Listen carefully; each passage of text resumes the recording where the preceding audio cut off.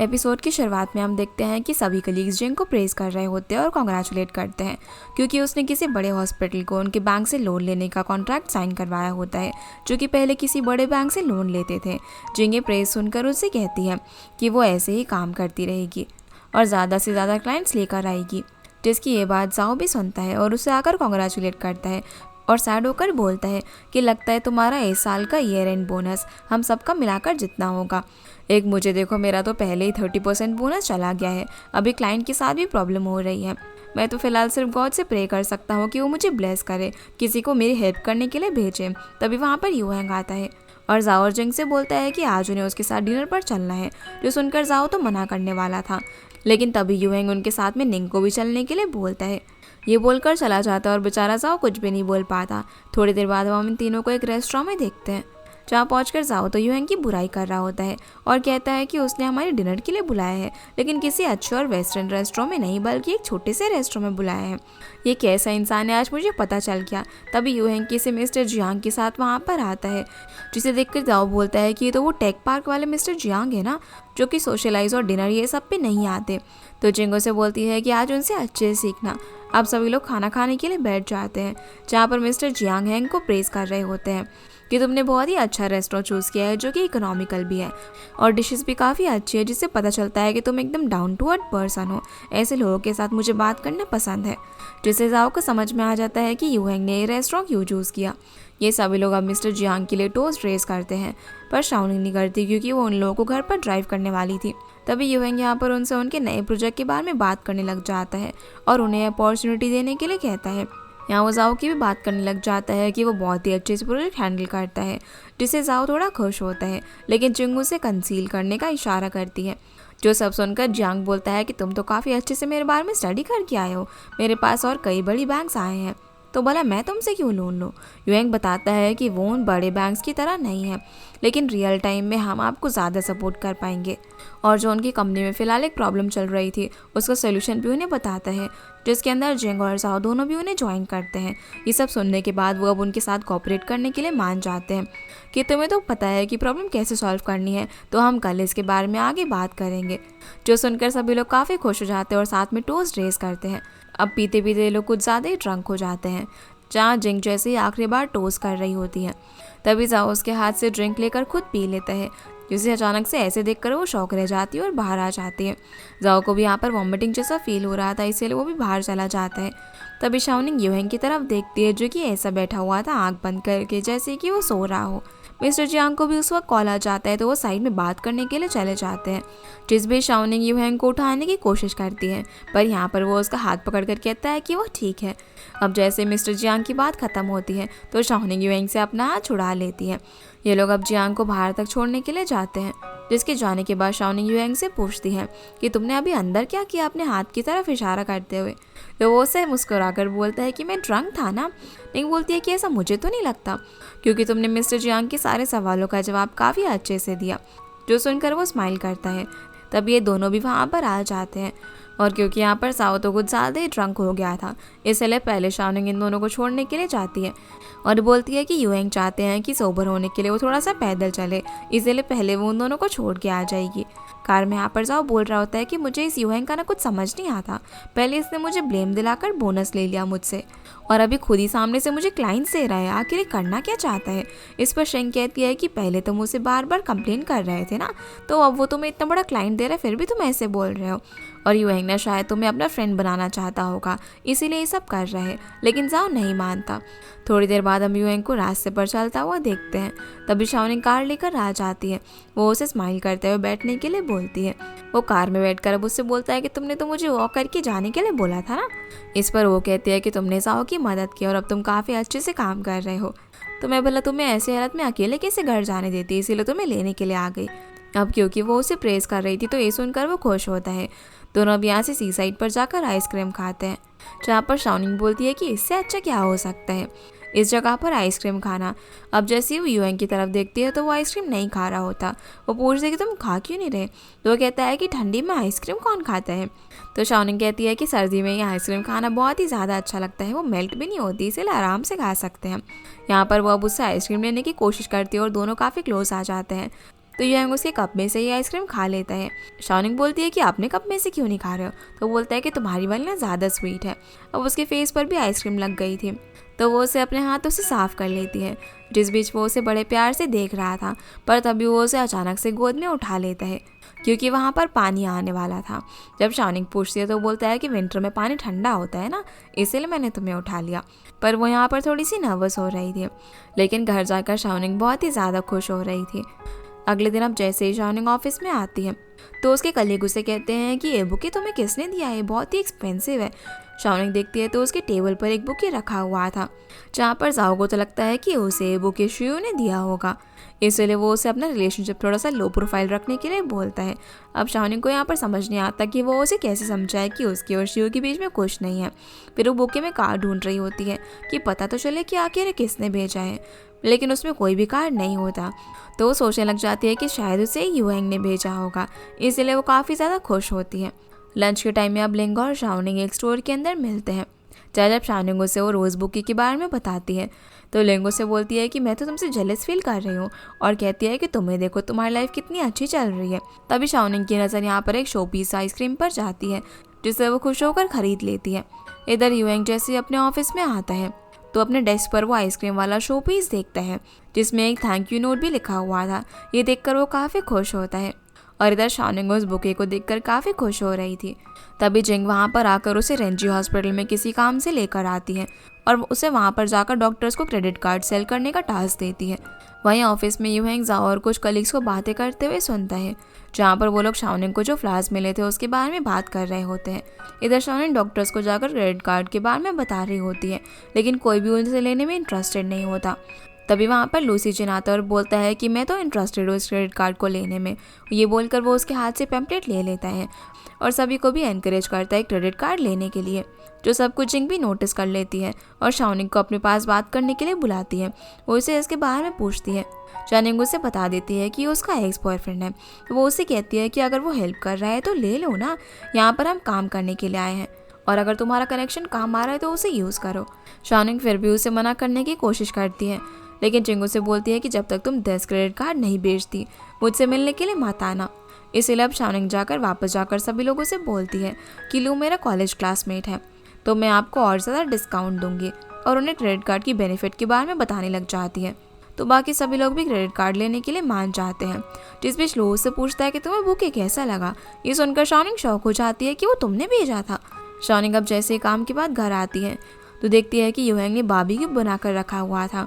वो उसे आते ही खाने के लिए बोलता है और थोड़ा हेजिटेट होकर उससे पूछता है कि आज तुम्हें फ्लावर्स मिले थे क्या, जिस चीज़ पर शाओनिंग भी हाँ बोलती है। लेकिन फिर दोनों इस बात के बारे में और ज़्यादा बात नहीं करते। खाने के बाद अब जब युएंग बर्तन धो रहा था तभी वो वाज में रखे हुए ब्लू रोज़ को देखकर याद करता है कि कॉलेज के टाइम जब वो शाओनिंग के बर्थडे पर उसके लिए रेड रोज़ का बुके लेकर आ रहा था। तभी वो देखता है कि लो सभी के सामने शाओनिंग को प्रपोज कर रहा होता है। उसे बोलता है कि मुझे पता नहीं था कि तुम्हें कौन सा रोज़ पसंद है, इसलिए मैं सारे ही थोड़े थोड़े लेकर आ गया।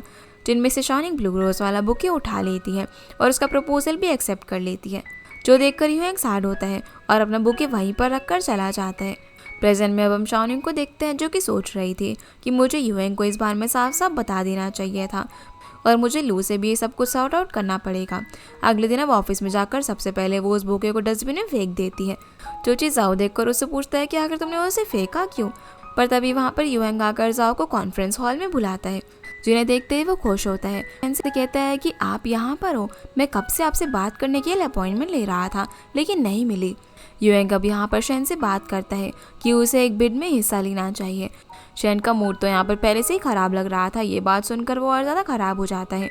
वो कहता है कि इससे मेरी प्रॉब्लम और ज़्यादा बढ़ जाएगी, पर जाओ से बात करता है और कहता है कि अगर तुम्हें कोर्ट से बचना है तो जैसा युएंग ने कहा है वो करना चाहिए। अगर तुम यहाँ पर आए हो तो हम पर ट्रस्ट रखो। वो भी अब यहाँ पर उनके साथ कोऑपरेट करने के लिए मान जाता है। जिसके जाने के बाद जाओ युएंग से पूछता है कि तुम मेरी इतनी हेल्प क्यों कर रहे हो, तो युएंग कहता है कि मैं डिपार्टमेंट के लिए कर रहा हूँ। तो जाओ से थैंक यू बोलता है जियांग और मिस्टर शेंग से उसे इंट्रोड्यूस करवाने के लिए। इधर शाओनिंग और लिंग एक स्पा के अंदर मसाज करा रहे थे, जहाँ पर शाओनिंग लिंग से युएंग की तारीफ कर रही होती है कि वो अभी सारी प्रॉब्लम ठीक कर रहा है। ये सुनकर लिंग बोलते हैं कि तुम दोनों का रिलेशनशिप तो अब स्टेबल हो रहा है, कितना अच्छा है ना। फिर वो यहाँ पर शिव की बात करती है कि कैसे उसे छुपना पड़ रहा है उसकी हरकतों की वजह से। वो उसे बताती है कि उसने कोई शूज़ दरवाजे के बाहर रखे हुए थे क्योंकि अब वो उन्हें यूज़ नहीं करना चाहती थी, लेकिन शिव वैसे ही शूज़ कहीं से लेकर आ गया मुझे देने के लिए। भला कोई इतने ज़्यादा इरिटेटिंग कैसे हो सकता है। जिसकी ये बात सुनकर शाओनिंग हंसने लग जाती है। उसके बाद यूहैंग उसे कॉल करता है कि मेरा काम खत्म हो गया है तो मैं तुम्हें पिक करने के लिए आ जाता हूँ। शाओनिंग उसे एड्रेस देती है तो वो बाहर आकर उसका वेट करने लग जाता है। तभी शाओनिंग लिंग के साथ अंदर से आ जाती है, लेकिन उसी वक्त वहाँ पर शिव और लू दोनों भी आ जाते हैं। लिंग उन्हें देखते ही यूहैंग से कहती है कि मैं आपको डॉक्यूमेंट्स दे दिए हैं तो अब हम जाते हैं, लेकिन तभी लू उसे रोकता है कुछ कहने के लिए। यहाँ से फिर हम कल का सीन देखते हैं जब यूहैंग ऑफिस में होता है तो शाओनिंग ने पोस्ट किया था कि आज उसे बारबेक्यू खाने का मन है, इसलिए वो सारा सामान खरीद कर यहाँ तक कि उसके फेवरेट ब्लू फ्लावर्स भी खरीद कर घर के अंदर जाता है। जब शाओनिंग आती है तो उससे पूछते हैं कि उसे कैसे पता कि उसे आज ये खाना था, तो इस पर हैंग कहता है कि मुझे सब पता है। प्रेजेंट में अब यहाँ पर जब शाओनिंग जा रही होती है तभी लू उससे बोलता है कि मुझे पता है कि तुम अभी मुझे पसंद करती हो और हमारी 7 साल की रिलेशनशिप को कैसे भूल सकती हो। तो शाओनिंग बोलती है कि हाँ तुम सही कह रहे हो, वो टाइम में नहीं भूली हो, भला मैं उसे भूल भी कैसे सकती हूँ, मेरे यूथ का टाइम था, लेकिन अभी मैं तुम्हें पसंद नहीं करती। लू अब यहाँ पर उससे पूछता है कि क्या तुम किसी और को पसंद करती हो। शाओनिंग बोलती है कि इसे तुम्हें जानने की कोई भी ज़रूरत नहीं है और यहाँ से चली जाती है। जो सारी चीज़ें सुनकर यूएंग काफ़ी जेलस होता है और वो भी वहाँ से चला जाता है।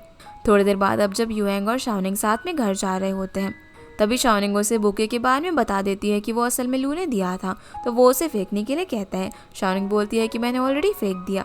साथ ही वो उसे समझाती भी है कि अभी उनके बीच में कुछ भी नहीं है। तभी उसे लू बार बार कॉल कर रहा होता है। हैंग उसे उठाने के लिए बोलता है, लेकिन जैसे ही वो फ़ोन उठाती है तो वो कार साइड में रोककर शाओनिंग को किस करने लग जाता है, जहाँ शाओनिंग को कुछ ना बोलने की वजह से वो फ़ोन रख देता है और यूएंग शाओनिंग को ये करने के लिए सॉरी कहता है। पर निंग उसे ओके बोलती है और कहती है कि तुम लोग की बातों को सीरियस मत लो, क्योंकि वो समझ गई थी कि वो जेलस फील कर रहा है। अगले दिन फिर हम ऑफिस का सीन देखते हैं जहाँ पर जाओ को शेन की प्रोजेक्ट की वजह से अवार्ड मिला था, जिसे देखकर वो काफ़ी ज़्यादा खुश होता है।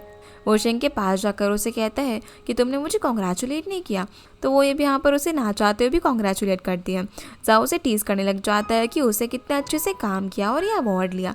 ये सुनकर वो उसके ऊपर एक पेन फेंक कर मारती है, जो कि गलती से यूएंग को लग जाता है। अब वो उन्हें ऑफिस आवर्स में ये सारी चीज़ें करने से मना करता है। तभी जाओ यहाँ पर यूएंग को लीडर कहकर बुलाता है, जो सुनकर सभी लोग शॉक हो जाते हैं।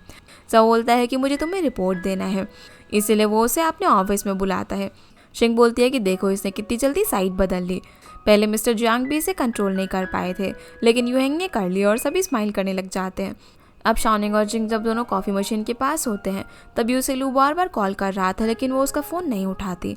तो जिंग उसे बोलती है कि फिर तुम उसे क्यों इग्नोर कर रही हो, वो तुम्हारा एक्स बॉयफ्रेंड ही नहीं हमारा क्लाइंट भी है, और जब तुम उसे पैचअप नहीं करने वाले हो तो उठा लो ना उसका कॉल, शायद वो कोई काम की बात करने के लिए आया हो।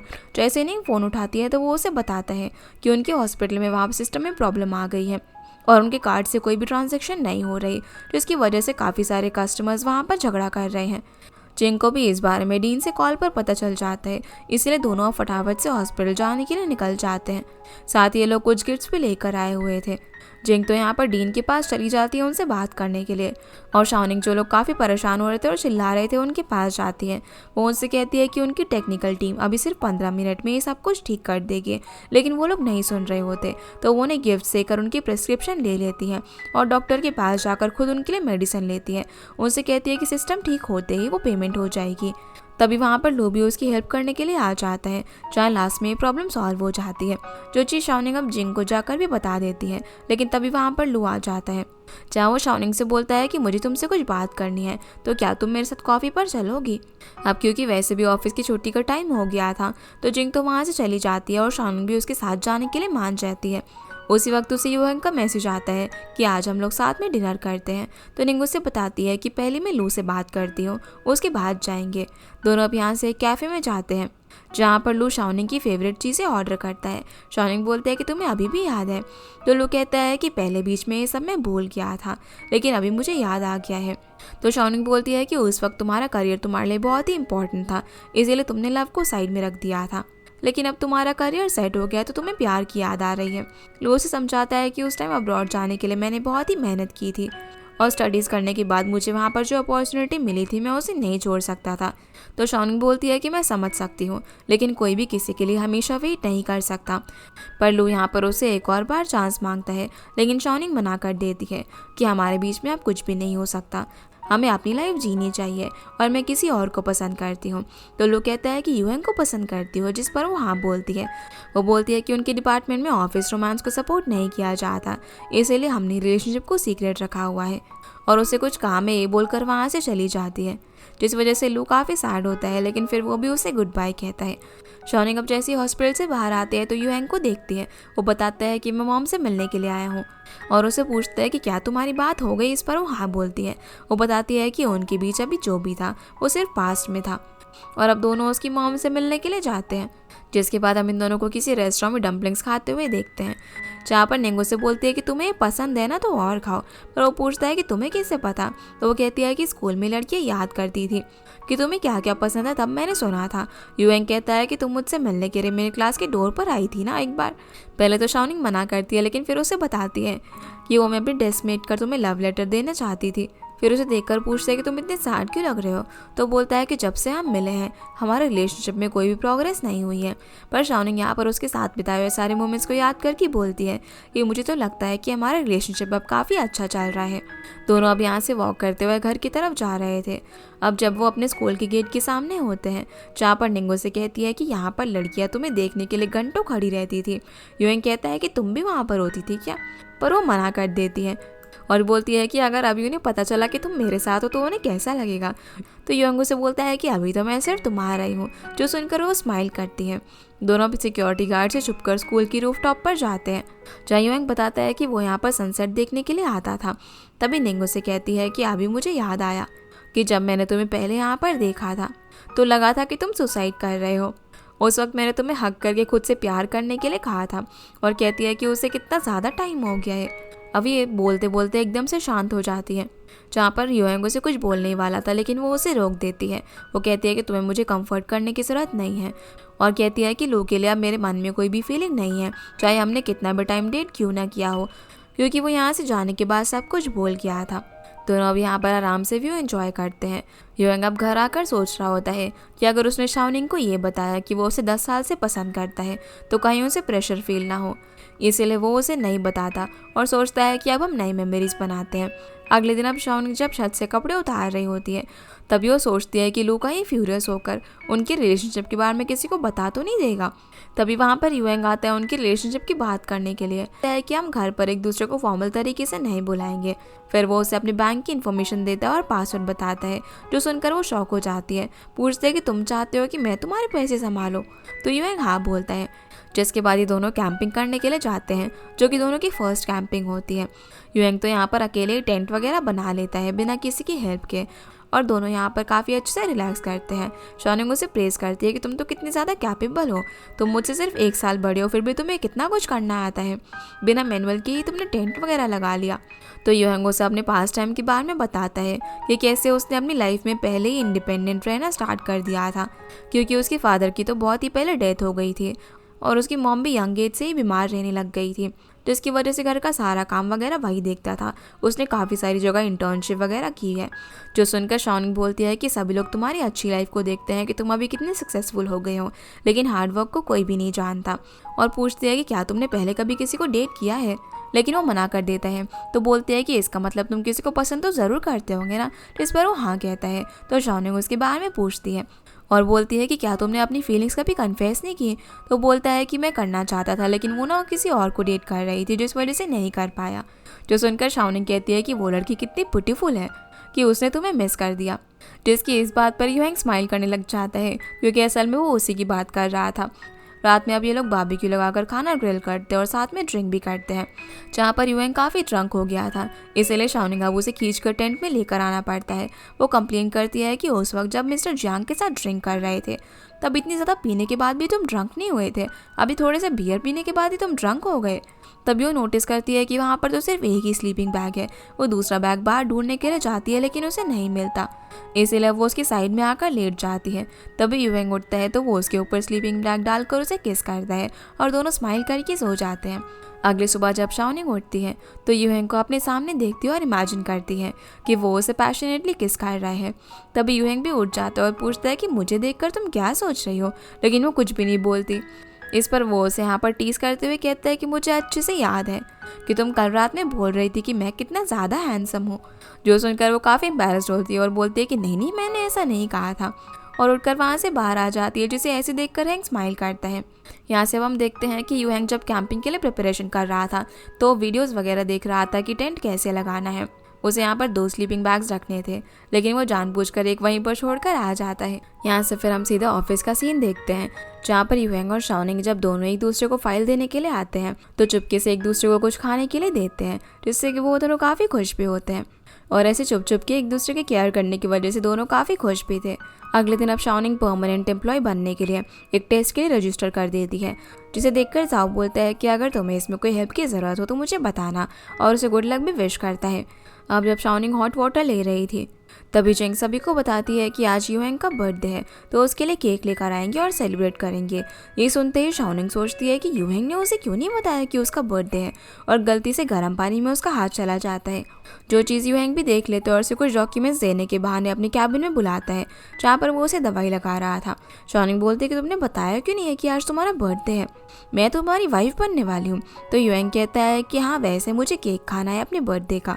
यूहेंग बोलता है कि उसने कभी बर्थडे वगैरह सेलिब्रेट ही नहीं किया, इसलिए उसे बताने का चांस नहीं मिला, और वैसे उसे अपने बर्थडे का केक खाना है जो कि वो दोनों मिलकर बनाएंगे। इसीलिए अब काम के बाद दोनों साथ में सुपरमार्केट जाते हैं केक के लिए इंग्रेडिएंट्स खरीदने को। तभी यूहेंग को जाओ का कॉल आ जाता है, जो उसे बताता है कि वो बर्थडे सेलिब्रेट करने के लिए उसके पास वाली सुपरमार्केट में आए हैं। तभी वो यूहेंग को यहाँ पर देख लेते और एकदम से उसके पास आ जाते हैं, जिन्हें ऐसे देखकर वो तो काफ़ी नर्वस हो जाता है, और वो लोग शाओनिंग को ना देख ले इसीलिए खुद ही उनके साथ में जाकर बात करने लग जाता है। जब बोलता है कि अगर हम नहीं आते तो तुम अकेले ही घर के अंदर बर्थडे सेलिब्रेट करने वाले थे ना, और हम लोग तुम्हारे घर पर चलकर हॉट पॉट बनाएंगे। पर यूएंग कहता है कि मुझे ना एक अच्छा रेस्टोरेंट पता है, वहाँ पर चलते हैं ना।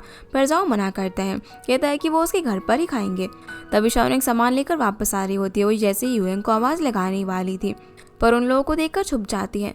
जाओ कहता है कि मैंने अभी शाओनिंग की आवाज़ सुनी, लेकिन यूएंग कहता है कि नहीं तुम्हें गलतफहमी हुई है, और मैंने सुना है कि जेंग किसी क्लाइंट से मिलने के लिए गई हुई है, तो शाओनिंग भी उसके साथ ही बिजी होगी। जाओ कहता है कि हम फिर भी अब यहाँ पर जाओ जिद करता है कि वो लोग उसके घर पर ही चलेंगे, इसीलिए यूएंग को हाँ बोलना ही पड़ता है। जाओ एक कलीग को शाओनिंग को फ़ोन करने के लिए कहता है, जहाँ पर वो तो फ़ोन नहीं उठा रही होती। इसीलिए अब जाओ जिंग को कॉल करता है और बोलता है कि वो लोग हैंग के यहाँ पर पहुँच गए हैं। जो सुनकर वो उस पर चिल्लाती है कि मैंने कहा था ना कि हम लोग साथ में चलेंगे, और फ़ोन रख देती है। जाओ भी फ़ोन रख के यूएंग को बताता है कि जिंग क्लाइंट के साथ नहीं है। तभी यूएंग को शाओनिंग मैसेज करके बोलती है कि वो घर जाकर अपना सारा सामान हटा देगी। यूएंग कहता है कि ठीक है, मैं तुम्हारे लिए थोड़ा सा टाइम इन लोगों से लेने की कोशिश करूंगा। शाओनिंग अब जल्दी से घर पहुंचकर अपना सारा सामान हटाने लग जाती है, और यूएंग उन लोगों से घर के लिए बहुत सारा सामान खरीदवाता है। जाओ कहता है कि अभी तो बहुत सामान हो गया ना, अब हम चलते हैं। इसीलिए यूएंग को भी चलना पड़ता है। अब ली यहाँ पर फिर से शाओनिंग को कॉल लगाता है। जैसे वो फ़ोन उठाती है तो वो कहता है कि यूएंग के बर्थडे के लिए उसके घर पर सेलिब्रेट करने के लिए जा रहे हैं। वो उसे लोकेशन सेंड करके वहाँ पर पहुँचने के लिए बोलता है और कहता है कि हम भी 10 मिनट में पहुँचने वाले हैं। शाओनिंग अब टाइमर लगाकर अपना सारा सामान फटाफट से हटा रही होती है। इधर बेचारा यूएंग उन्हें रोकने के लिए अपनी सोसाइटी में लाकर वहाँ की चीज़ें के बारे में बताने लग जाता है, वहाँ के प्लांट्स और ब्रिक्स वगैरह इन सब के बारे में। फिर वो घर के सामने पहुंचकर दरवाज़ा खोलने में टाइम लगाता है। अब जैसे ही निंग को पता चल जाता है कि वो लोग आ गए हैं तो वो रूम के अंदर ही छुप जाती है और यूएंग को मैसेज करके उसके लिए कवर करने को कहती है। सभी लोग अब अंदर आकर बैठ जाते हैं और जाओ जैसे ही वॉशरूम यूज़ करने के लिए जाता है तो वहाँ पर उसे एक लड़की का बाल दिखाई देता है। वो बाहर आकर यूएंग से पूछता है कि तुम्हारी गर्लफ्रेंड है क्या? मैंने अभी वॉशरूम में एक बाल देखा जिसका कलर ना एकदम शाओनिंग के बालों की तरह था। जिसकी ये बात सुनकर जिंग बोलती है कि तुम्हारी तरह सभी लोग अनपॉपुलर बैचलर नहीं होते, तो जाओ से आर्ग्यू करने लग जाता है। तभी यंग सभी को टेरेस पर चलने के लिए कहता है कि वो लोग वहीं पर कुकिंग करेंगे, इसीलिए सभी लोग चले जाते हैं। शाओनिंग भी अब जाओ को मैसेज करती है कि वो 10 मिनट में आ जाएगी और यूएंग अपने रूम में जाता है कपड़े चेंज करने के लिए। यूएंग अपने रूम में जाता है तो शाओनिंग तो उसे नहीं दिखती, इसीलिए वो कपड़े चेंज करने लग जाता है। अब जैसे वो वार्डरोब खोलता है तो शाओनिंग वहाँ पर बैठी हुई थी। वो उसे बाहर आने के लिए बोलता है, लेकिन शाओनिंग बताती है कि उसके पैर नम हो गए हैं। तभी वहाँ पर जाओ आ जाता है तो यूएंग शाओनिंग को कवर करके खड़ा हो जाता है। जाओ उसे बताता है कि शाओनिंग भी 10 मिनट में आ रही है। ये बोलकर वहाँ से चला जाता है। जिसके बाद युएंग दरवाज़ा बंद करके शाओनिंग को बाहर निकालता है और जैसे ही मौका मिलता है तो वो बाहर जा रही होती है, लेकिन तभी जाओ फिर से आ जाता है। वो कहता है कि मैंने ना अभी किसी को भागते हुए देखा, लेकिन युएंग कहता है कि नहीं तुम्हें गलतफहमी हुई होगी। शाओनिंग अब बाहर से डोरबेल बजाती है। अब वो उसके लिए दरवाज़ा खोलता है और सोचता है कि हाँ शायद उसे गलतफहमी हो गई होगी। सभी लोग अब टेरेस पर जाकर हॉटपॉट की तैयारी कर रहे थे, जहाँ पर शाओनिंग युएंग की मदद करती है उसकी स्लीव ऊपर करवाने में, जिन लोगों को इस तरीके से जिंग देख रही थी। अब जब ये सभी लोग बैठकर खा रहे थे तभी युएंग कुछ लेने के लिए नीचे जाता है, जिस बीच ली शाओनिंग से कहता है कि युएंग हमारी टीम को बढ़ा रहा है और कोई न्यू कमर यहाँ पर आने वाली है, तो तुम उसे खुद से रिप्लेस मत करने देना। जिस पर शाओनिंग हाँ बोलती है। तभी युएंग आ जाता है और पूछता है कि वो लोग क्या बात कर रहे थे। तो वो लोग बोलते हैं कि हमें ना कुछ गेम खेलने चाहिए। युएंग बताता है कि उसके घर पर ना कोई गेम रखा हुआ है, तो शोज़ के बोलने पर वहाँ पर लेने के लिए उसे चला जाता है। काफ़ी ढूंढने पर भी वो उसे गेम नहीं मिलता, लेकिन उसे एक बॉक्स के अंदर एक डॉल मिलती है, जिसे वो लेकर ऊपर आ जाता है। जब सभी लोग उसे देखते हैं तो काफ़ी हैरान हो जाते हैं कि ये उस लड़की के लिए जिसे कि युएंग पसंद करता है। पर शाओनिंग सैड हो जाती है और याद करती है कि जब उसने बताया था कि वो किसी लड़की को पसंद करता है तो शायद ये उसी लड़की की डॉल होगी। खाना खाने के बाद अब सब लोग जब जा रहे थे तो कहने लग जाते हैं कि युएंग कितना ज़्यादा रोमांटिक है, उसने अभी तक अपनी डिज़ायरेबल गर्ल वाली डॉल को अपने पास रखा हुआ है। शाओनिंग भी अभी यहाँ पर युएंग को मैसेज करके बोलती है कि वो लिंग से मिलने के लिए जा रही है और सभी लोग घर से चले जाते हैं। शाओनिंग और लिंग वे एक जगह पर मिलते हैं, जहाँ लिंग उसे बता रही होती है कि मैं समझती हूँ कि मेरा भी बॉयफ्रेंड था, लेकिन युएंग भी किसी को पसंद करता था और उसने अभी तक वो डॉल अपने पास रखी हुई है। इसका मतलब है कि वो अभी तक उसे भूला नहीं है। लेकिन लिंग वे तो यहाँ पर अपने फ़ोन की तरफ देखकर हंस रही होती है। शाओनिंग उसे आवाज़ देती है तो बोलती है कि तुम ना सिर्फ जेलस हो रही हो, पर उसे ऐसे देखकर शाओनिंग पूछती है कि क्या तुम किसी को डेट कर रही हो, जो कि इतना फ़ोन की तरफ देखकर मुस्कुरा रही हो। तो लिंग वे उसे बता देती है कि शिव और वो दोनों वापस से एक साथ में आ गए हैं। वो बताती है कि कुछ दिन पहले क्या हुआ था, वो उसके घर की लाइट फिक्स करने के लिए आया हुआ था। लिंग वे बोलती है कि तुम्हें ये सब पर्सनली करने की ज़रूरत नहीं थी, लेकिन वो कहता है कि इस टाइम वर्कर्स को यहाँ पर बुलाना सेफ नहीं है। फिर वो यहाँ से अपनी डॉम चला जाता है, लेकिन आईडी कार्ड यहीं पर भूल जाता है, जिसे लिंग देखकर सिक्योरिटी डिपार्टमेंट को फ़ोन करके वहाँ का एड्रेस ले लेती है और वहाँ पर चली जाती है, जहाँ देखती है कि वो एक छोटी सी जगह पर रह रहा था। तभी शिव शावर लेकर आ जाता है। वो उसे उसका आई कार्ड देती है और बताती है कि वो इसे अपने घर पर भूल गया था और बोलती है कि ये जगह कुछ ज़्यादा ही छोटी है, पर वो खुश होकर कहता है कि ये उसके लिए ठीक है। उसे अपनी चीज़ें दिखाने लग जाता है, पर वो उसे बताती है कि यहाँ पर पास में उसका एक अपार्टमेंट खाली पड़ा है, अगर वो चाहे तो वहाँ पर रह सकता है। लेकिन वो मना कर देता है और कहता है कि अभी मैं सिविल सर्वेंट का एग्ज़ाम देने वाला हूँ, तो ये कन्वीनियंट नहीं है, रात को उसे पढ़ाई करनी होती है। तभी वो वहाँ पर बॉटल देखकर बोलती है कि मैंने सोचा नहीं था कि इसे तुमने अभी तक रखा होगा। प्रेजेंट में अब वो शाओनिंग को बताती है कि उसका डॉम देखकर मुझे पता चला कि वो सच में हमारे रिलेशनशिप के लिए सीरियस है, नहीं तो वो अपने होम टाउन में सब कुछ होने के बाद भी मेरे लिए इतना सफ़र नहीं कर रहा होता। तो शाओनिंग उन्हें वापस आने के लिए कॉन्ग्रेचुलेट करती है। अब जब वो घर आती है तो युएंग डिशेस वॉश कर रहा होता। वो उससे पूछता है कि लिंग ने तुम्हें मिलने के लिए क्यों बुलाया था। तो बताती है कि वो और शिव दोनों एक साथ आ गए हैं। हैंग भी बोलते हैं कि शिव अच्छा लड़का है। तभी लिंग उससे कहती है कि तुमने मुझे अपने बर्थडे के बारे में क्यों नहीं बताया। युएंग कहता है कि मैं बर्थडे सेलिब्रेट नहीं करता था, मेरे मॉम और बस HR को बर्थडे डेट पता होती है, और अगर तुम चाहती हो तो हम अब से हर साल मेरा बर्थडे सेलिब्रेट करेंगे। जो सुनकर शाओनिंग सोचने लग जाती है कि हम तो अभी भी इतने क्लोज नहीं हुए हैं कि वो मुझे अपने बर्थडे के बारे में बताए। फिर उससे पूछते हैं कि तुम्हें क्या गिफ्ट चाहिए। तो युएंग कहता है कि मैं बाद में बताऊंगा। अब दोनों अपने रूम में जाते हैं, जहाँ युएंग तो उनकी फ़ोटो को फ्रेम में डालकर कहता है कि मुझे तुमने ऑलरेडी गिफ्ट दे दिया है, जो कि मैं बहुत टाइम से चाहता था। अगले दिन ऑफिस में अब युएंग तांग नाम की लड़की को लेकर आता है, जो कि उनके डिपार्टमेंट को ज्वाइन करने वाली थी। ये वही लड़की होती है जो कि शाओनिंग के साथ पहले दूसरे डिपार्टमेंट के अंदर काम करती थी और शाओनिंग की जगह उसका प्रमोशन वहाँ पर हुआ था। वो उसे सभी से यहाँ पर इंट्रोड्यूस करवाता है और वो यहाँ पर युएंग को डायरेक्टली उसके नाम से बुलाती है, जिसे ऐसे देखकर सभी लोग हैरान हो जाते हैं। तो युएंग उसे बात करने के लिए ऑफिस में लेकर जाता है। तभी ली जाओ के पास आकर कहता है कि मुझे पता चला कि तांग और युएंग एक ही कॉलेज में थे। वो बोलता है कि कहीं ये युएंग की डिज़ायरेबल गर्ल तो नहीं है, क्या पता वो यहाँ पर इसीलिए आई हो ताकि दोनों साथ आ सके। शाओनिंग भी ये सारी बातें सुन रही थी और सोचती है कि इस लड़की की हेयर स्टाइल एकदम उस डॉल से मैच करती है, तो इस वजह से वो उठकर यहाँ से चली जाती है। और जाओ बाकी लोगों को बताता है कि वो एक CEO की बेटी है जो कि उनके बैंक से लोन लेते हैं। तो शू बोलता है कि अगर वो चाहती तो किसी भी डिपार्टमेंट में जा सकती थी, वो यहाँ पर क्यों आई, ज़रूर हैंग के लिए आई होगी। इधर युएंग और तांग बात कर रहे होते हैं, जहाँ पर वो उससे पूछता है कि तुम और अच्छा डिपार्टमेंट चूज़ कर सकती थी। तो वो कहती है कि प्रेसिडेंट यहाँ पर ज़्यादा फोकस कर रहे हैं, इस डिपार्टमेंट का फ्यूचर ज़्यादा अच्छा होगा और मुझे भी अपने आप को प्रूव करना था, इसीलिए मैं यहाँ पर आई। तो यूएंग बोलता है कि तुम तो काफ़ी दूर का सोचती हो। तो वो बोलती है कि मुझे ना जिंग से सीखना है, पर वो बोलता है कि शाओनिंग ऑलरेडी उसके अंदर काम कर रही है। इस पर तांग कहती है कि वो तो इतनी कैपेबल नहीं है, 3 सालों से काम कर रही है, अभी तक परमानेंट भी नहीं हो पाई। तो वो उसे अपॉर्चुनिटी दे जिंग के साथ काम करने की, लेकिन वो उसे साफ साफ मना कर देता है और शू के साथ उसे असाइन कर देता है कि वो उसे सिखाएगा। चाम ना चाहते हुए भी वो ओके बोल देती है। जाते समय फिर वो उसे कहती है कि मैं सिर्फ यहाँ पर इस डिपार्टमेंट में काम करने के लिए नहीं और किस लिए भी आई हूँ। ये स्माइल करके चली जाती है। पर अब हम यहाँ से पास्ट का सीन देखते हैं, जहाँ पर शाओनिंग मेट्रो स्टेशन पर वेट करते हुए अपनी फ्रेंड से हंसकर बातें कर रही थी और यूएंग भी वहाँ पर मौजूद था, जो कि उसे देखते हुए इस डॉल को बना रहा था शाओनिंग को उसके बर्थडे पर देने के लिए। इसी के साथ ये एपिसोड यहीं पर ख़त्म हो जाता है। तो गाइस, ये थी आज की वीडियो एंड होप आप लोगों को ये वीडियो पसंद आई होगी। तो इस वीडियो को लाइक कर चैनल को सब्सक्राइब ज़रूर कीजिएगा। आपसे फिर मिलते हैं इस ड्रामा के अगले एपिसोड में, तब तक के लिए गुड बाय।